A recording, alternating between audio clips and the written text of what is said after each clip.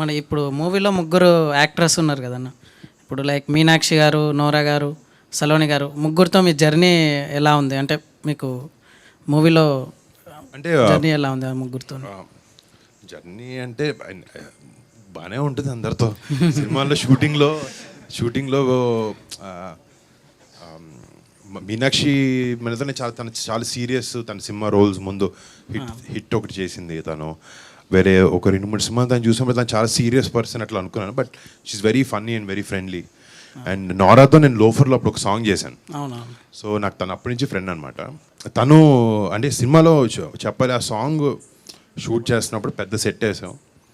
ఆ అమ్మాయి black heels లాంటివి వేసుకుంది, కానీ హీల్స్ కూడా ఇరగతీస్తుంది డాన్స్. దాని సిచ్యువేషన్ స్టేజ్ మీద దగ్గర పడి అమ్మాయి కాలు లిగమెంట్ ఏర్ అయింది. బట్ లిగమెంట్ ఏర్ ఏంటంటే మనకి ఇమీడియట్గా తెలియదు, ఫ్రాక్చర్ అంటే స్వెల్ అయిపోద్ది. బట్ లేదమ్మా మీకు బ్రేక్ ఇస్తాం మీరు వెళ్ళండి అంటే కూడా అమ్మాయి లేదు అని చెప్పి అదే పెయిన్తో సాంగ్ ఫినిష్ చేసింది. రేపు పొద్దు మీరు సాంగ్ చూస్తే మీకు అసలు అమ్మాయి కాళ్ళు ఇరిగింది, అమ్మాయి పెయిన్లో ఉందని ఒక్క సెకండ్ కూడా తెలియదు. And she performed intense dance moves అనమాట దాంతో. I think hats off to our commitment for that.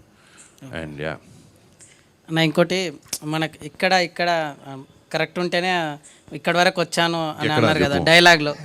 ఇంకోటి వద్దులే అన్న, ఇంకోటి వద్దులే.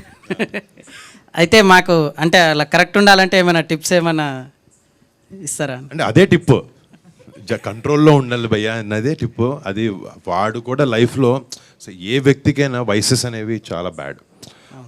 మన గోల్ ఒకటి ఉంటుంది లైఫ్లో. ఇక్కడ నేను చూడాలనుకుంటున్నాను, నేను పలానా ఒక 50 ఏళ్ళు వచ్చినప్పటికీ నేను ఇలాంటి హీరో అవ్వాలనుకుంటున్నాను, లేకపోతే నేను ఇంత డబ్బులు సంపాదించాలనుకుంటున్నాను, మా ఫ్యామిలీకి ఇల్లు కట్టించాలనుకుంటున్నాను, మా చెల్లిని బాగా చూసుకోవాలనుకుంటున్నాను. ఇలాంటి ఒక్కొక్కరికి ఒక అంబిషన్ ఇవన్నీ ఉంటాయి.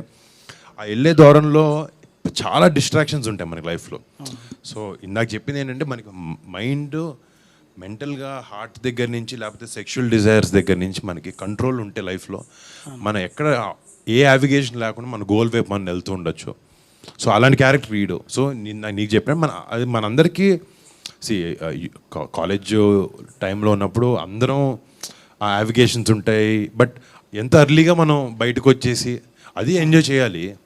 You understand? I'm talking about like not vices, but నేను ఒక యంగ్ ఏజ్లో యూత్లో ఉన్నప్పుడు మన కాలేజ్ బంకులు కొడతాం, బయటికి వెళ్తాం, తిరుగుతాం అని ఆ టైప్ చెప్తున్నా.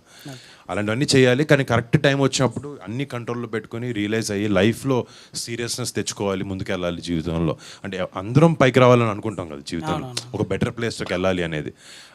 సో దాని గురించి ఆ కంట్రోల్ ఇదంతా కాకుండా ఈ కంట్రోల్ కూడా ఉండాలి మనకి. ఎందుకంటే మాట అనేది చాలా ఈజీ బ్రో. ఒకసారి నోట్లోంచి అనేసింది అది వెళ్ళిపోతుంది, ఇంక దాన్ని వెనక్కి తీసుకోవడానికి ఉండదు. సారీ చెప్పొచ్చు తర్వాత, బట్ ఒకసారి నోట్లోంచి వచ్చేసిందా మన క్యారెక్టర్ని జడ్జ్ చేస్తారు అందరూ. సో ఏదైనా మాట్లాడేటప్పుడు కూడా మనం 1-2-3 ఆలోచించి మాట్లాడాలి. I believe that personally. That's